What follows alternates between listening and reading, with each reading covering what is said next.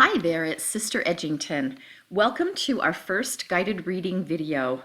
We are still in cycle 1 and we are at week 3. Last week, your central readings assignment came from Elder Bednar's book, Increase in Learning. And some of you chose to read Chapter 1, An Individual Responsibility to Learn, while others chose to read Chapter 4, Doctrines, Principles, and Applications, a Framework for Gospel Learning. If you chose to read Chapter 1 from Increase in Learning for your initial assignment, then your assignment this week is to read from our textbook, History and Philosophy of Education, reading number 30, which was written by Stephen Wolk, and this is his philosophy of education. Mr. Wolk outlines what he considers to be the essential content for a new curriculum because he feels that we are engaged in fill-in-the-blank schooling where textbooks are the curriculum.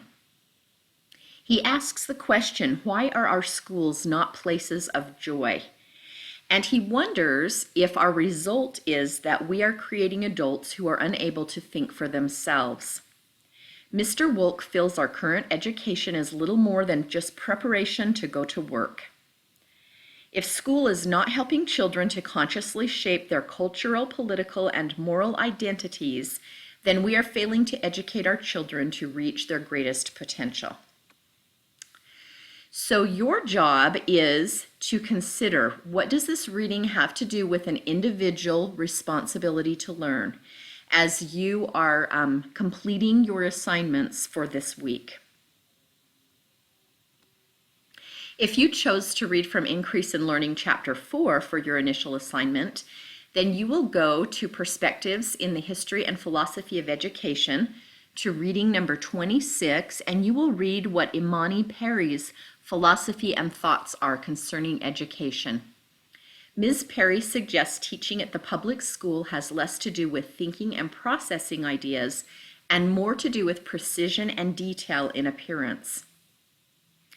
So do you agree with her assumption that the public school student is considered intelligent if he or she is well-behaved and hardworking? According to Ms. Perry, well-behaved means always taking the teacher's word as absolute truth and never questioning the teacher's authority. She feels the ability to grasp a subject in its entirety is not valued. And her question is, do teacher biases diminish as they get to know a student? Or if teachers have a bias, does that bias last throughout the school year or throughout the semester? So if you do this reading, your assignment is to think about, what does this reading have to do with doctrines, principles, and applications, a framework for gospel learning, as you are preparing your assignments and working on your assignments for the week.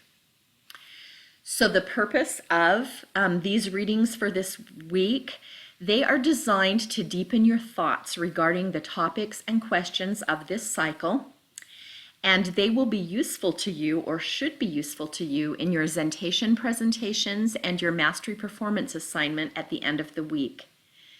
Please use these, access these, and include them as resources as you put together your assignments and complete your assignments for the week.